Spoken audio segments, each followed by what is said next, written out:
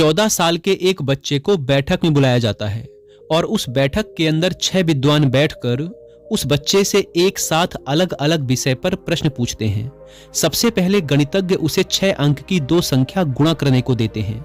इसी के साथ वहां बैठे कवि श्लोक के आखिरी के 2 पद पढ़ते हैं और लड़के को उसकी पहली 2 पंक्तियां रचने की चुनौती देते हैं। इसी दौरान तीसरा विद्वान लड़के को एक विषय देता है और तुरंत उस पर श्लोक लिखने के लिए कहता है।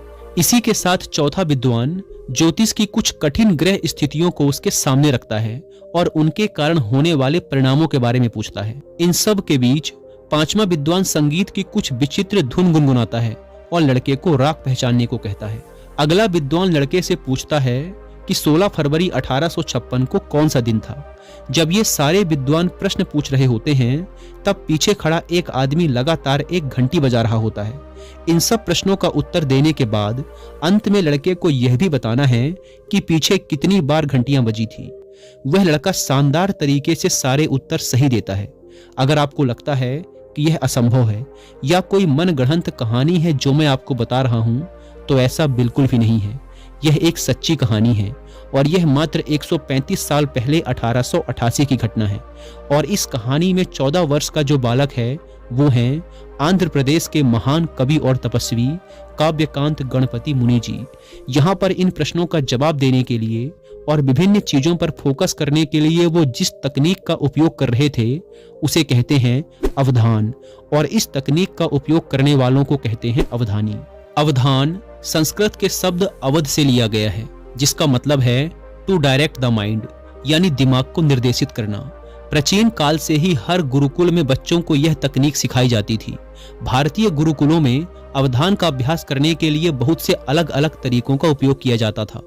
जैसे जब छात्र मंत्रों का जाप करते थे तो उन्हें एक शब्द दे दिया जाता था और उस शब्द को छोड़कर उन्हें उस मंत्र का जाप करना होता था। या फिर बच्चों को एक कहानी सुना दी जाती थी और उन्हें कुछ अक्षर दे दिए जाते थे और सिर्फ उन अक्षरों का उपयोग करके ही बच्चों को एक श्लोक लिखने के लिए कहा जाता था, जिस श्लोक के अंदर उस सुनाई गई कहानी का पूरा सारांश आ जाए और उस कहानी का मतलब ही न बदले। इस तकनीक के माध्यम से बच्चों को इतनी इंटेंस शिक्षा दी जाती थी जिससे कि उनकी फोकस करने की पावर बहुत अच्छी हो जाती थी और वो एक ही समय पर मल्टीपल चीजों पर फोकस कर सकते थे। और इसके परिणाम स्वरूप यही बच्चे 10,600 श्लोक ऑफ ऋग्वेद भी याद कर पाते थे। अवधान का अभ्यास लोग अलग अलग चीजों पर ध्यान एकाग्र करने की निपुणता हासिल करने के लिए किया करते थे। इस अभ्यास का उपयोग मूल रूप से याददाश्त मजबूत करने, एकाग्रता की अवधि बढ़ाने और अवधानी को एक ही समय में विभिन्न चीजों के प्रति सचेत बनाने के लिए किया जाता था। आज भी मॉडर्न डे अवधाना का दक्षिण भारत के कई सारे गुरुकुलों में अभ्यास कराया जाता है। संक्षिप्त में कहें तो अवधाना दिमाग को प्रशिक्षित करने और मस्तिष्क के अलग अलग हिस्सों को सक्रिय करने का एक तरीका है, जिसका परिणाम ये होता था कि छात्रों को वेदों के हजारों मंत्र बिना किसी त्रुटि के कंठस्थ हो जाते थे। अब प्रश्न ये उठता है कि आज के विद्यार्थी अवधान का उपयोग कैसे कर सकते हैं। अवधान का उपयोग करने के लिए हमें यह बात समझने की जरूरत है कि जब हम नई चीजें सीखते हैं तब दिमाग के नए हिस्से एक्टिवेट होते हैं और दूसरे हिस्सों से नए न्यूरल कनेक्शन बनते हैं, जिस कारण पूरा दिमाग सक्रिय होता है और फोकस के साथ साथ हमारी मेमोरी पावर बेहतर होती जाती है। अवधान के कॉन्सेप्ट का उपयोग करने के लिए आपको पढ़ाई के साथ साथ नई स्किल्स या नई चीजें सीखते रहना चाहिए। दिन के 15 मिनट भी बहुत होगा। आप हफ्ते में 2-3 बार आधे घंटे के लिए चेस खेल सकते हो, कोई नई भाषा सीख सकते हो, डांस सीख सकते हो, जूडो, कराटे या मार्शल आर्ट सीख सकते हो और धीरे धीरे आप पाओगे कि आपकी मेमोरी और फोकस पहले से बेहतर होने लगा है। कुछ लोग सोच सकते हैं कि ये जो नई चीजें हैं ये मेरे पढ़ाई में क्या काम आएंगी। आप ऐसा सोचिए कि ये नई चीजें याद करने से आपकी मेमोरी इनहेंस हो रही है, जिससे आपकी पढ़ाई में आपको मदद मिलेगी। आपने बचपन में वो बच्चे देखे होंगे जो पढ़ाई के साथ साथ डांस भी सीख लिया करते थे, गाने भी सीख लिया करते थे और साथ ही साथ खेलों में भी अपना हाथ आजमा लिया करते थे। आपने भी किया होगा। वो एक तरीके का अवधान ही था। जब आप हर दिन अपने दिमाग को चैलेंज करते हो, नई चीजें सीखते हो, तो इससे आपके दिमाग के अलग अलग हिस्से ट्रेन होते हैं, एक्टिवेट हो जाते हैं और आपका दिमाग लगातार नई चीजें सीखने के लिए तैयार रहता है। और इसका फायदा क्या होता है कि आपको चीजें याद रहने लगेंगी, एक्स्ट्रा एफर्ट नहीं लगाने पड़ेंगे अलग अलग एरियाज से चीजें याद रखने में। दूसरी वैदिक टेक्निक है श्रुति और स्मृति। श्रुति का मतलब है जो हम सुनते हैं और स्मृति का मतलब है जो हमें याद रहता है। दोस्तों, बड़े आश्चर्य की बात है कि कठिन मंत्रों और श्लोकों को बिना कहीं लिखे कई वर्षों तक याद कैसे रखा जाता था। इसके लिए एक तकनीक का उपयोग किया जाता था। श्लोकों को सीखते और याद करते समय एक खास तरीके से हाथ हिलाना और उसी तरह बार बार दोहराना। इस तरह कई हजारों श्लोकों को कई सालों तक याद रखा जाता था। प्राचीन समय में और आज भी गुरुकुलों में जब बच्चे पढ़ते हैं तो हैंड जेस्चर का यूज करके पढ़ते हैं। इससे कोई भी चीज जल्दी समझ आती है और हर चीज के लिए हमारा दिमाग एक पैटर्न बना लेता है। उदाहरण के लिए, जब हम आपस में बात कर रहे होते हैं तो समझाने के लिए हैंड जेस्चर का यूज करते हैं। इससे हमें समझाने में आसानी होती है और सामने वाले को आसानी से समझ में आ जाता है। पुराने गुरुकुलों में विद्यार्थी सिर्फ मंत्र पढ़ते नहीं थे, बल्कि सब मिलके अपने हाथ और सिर को एक खास तरीके से हिलाकर मंत्रों का जाप करते थे। आप देखेंगे कि ऐसे समय में आपके मैक्सिमम सेंसेस, आंख, कान, जीभ, त्वचा बिल्कुल एक्टिव रहते हैं और इस समय आपकी एकाग्रता बिल्कुल चरम पर होती है। क्योंकि बता दूं कि मेमोरी सिर्फ एक जगह पर स्टोर नहीं होती, अलग अलग सेंसेस की मेमोरी अलग अलग जगह पर स्टोर होती है। इसीलिए अगली बार जब भी आप कुछ याद करने बैठें तो उसे श्रुति और स्मृति के अभ्यास के द्वारा करिए। उसे सुनिए, उसे दोहराएं, जोर जोर से बोलकर पढ़िए, हाथों का उपयोग करके पढ़िए, हो सके तो गुनगुनाइए और बार बार उसे रिपीट करके उसे याद करने की कोशिश कीजिए। तीसरी वैदिक टेक्निक है नेमोनिक्स। वैदिक शिक्षा पद्धति में नेमोनिक्स का इस्तेमाल बहुत ही कुशलता और गहराई के साथ किया जाता था। इसका मुख्य उद्देश्य यह था कि ज्ञान को लंबे समय तक याद रखा जा सके और इसे शुद्ध रूप से पीढ़ी दर पीढ़ी मौखिक रूप से आगे बढ़ाया जा सके। वैदिक शिक्षा पद्धति में बहुत तरीके से नेमोनिक्स का उपयोग किया जाता था। जैसे पहला, छंद और लय का उपयोग। वैदिक मंत्रों और श्लोकों को छंदों में रचा गया था। छंद और लय के कारण इन्हें गाना और याद रखना आसान हो जाता था।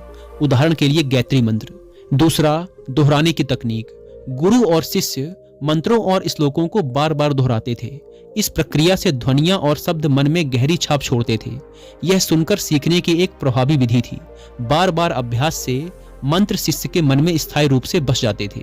तीसरा, अक्षर समूह। मंत्रों को छोटे छोटे अक्षर समूहों में बांटा जाता था, जिससे उन्हें याद करना सरल हो जाता था। चौथा, क्रम पद्धति। श्लोकों और मंत्रों को एक निश्चित क्रम में याद कराया जाता था। इसके दो प्रमुख तरीके थे।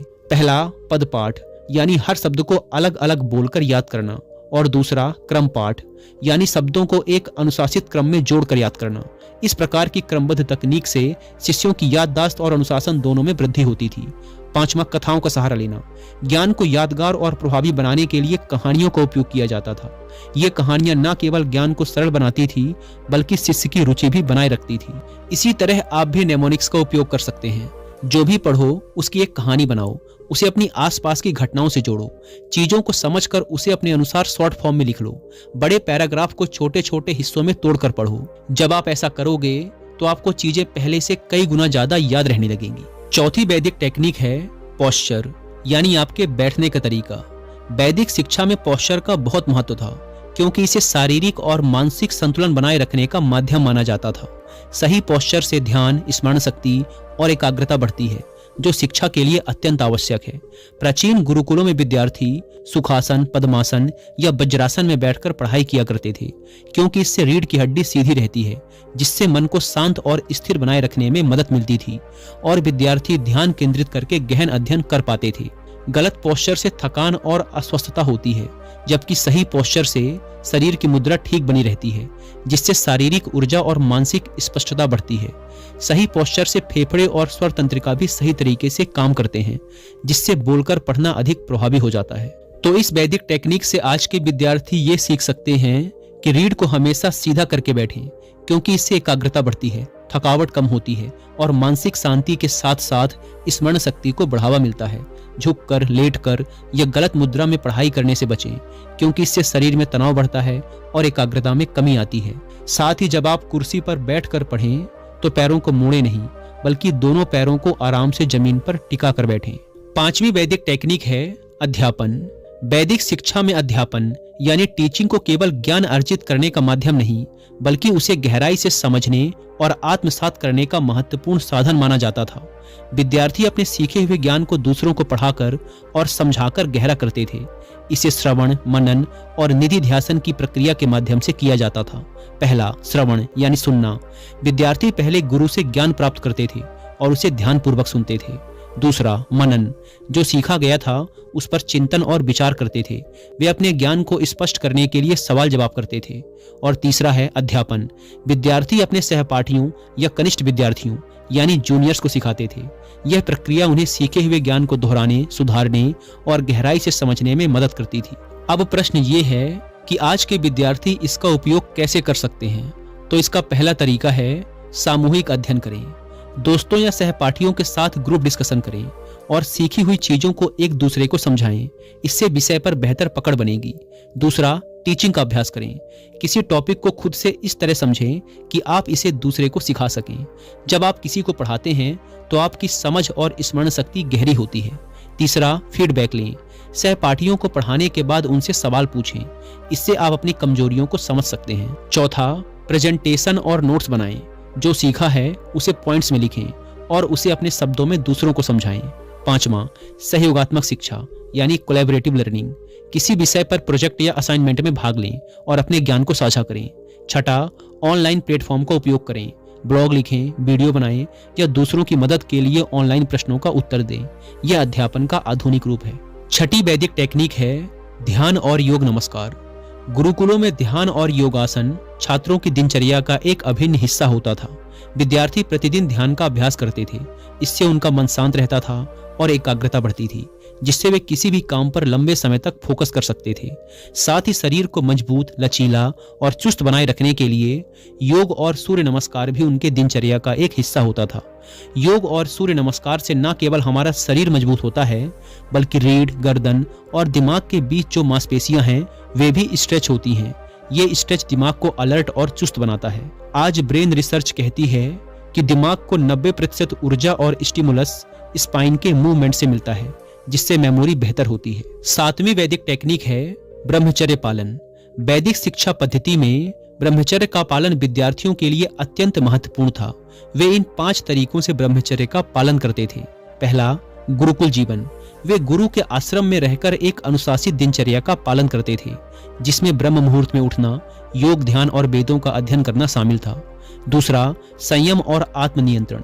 विद्यार्थी इंद्रियों को बस में रखते थे, जिससे उनका मन भटकता नहीं था और वे पूरी तरह अध्ययन पर केंद्रित रहते थे। तीसरा, शुद्ध आहार और सरल जीवन। सात्विक भोजन यानी शुद्ध और हल्का आहार ग्रहण किया जाता था, जिससे शरीर स्वस्थ रहता था और मानसिक स्पष्टता बनी रहती थी। चौथा, सांसारिक भोग विलास से दूरी। सांसारिक सुखों से दूर रहकर वे मानसिक शक्ति और स्मरण शक्ति को बढ़ाते थे। पांचवा, सेवा और परिश्रम।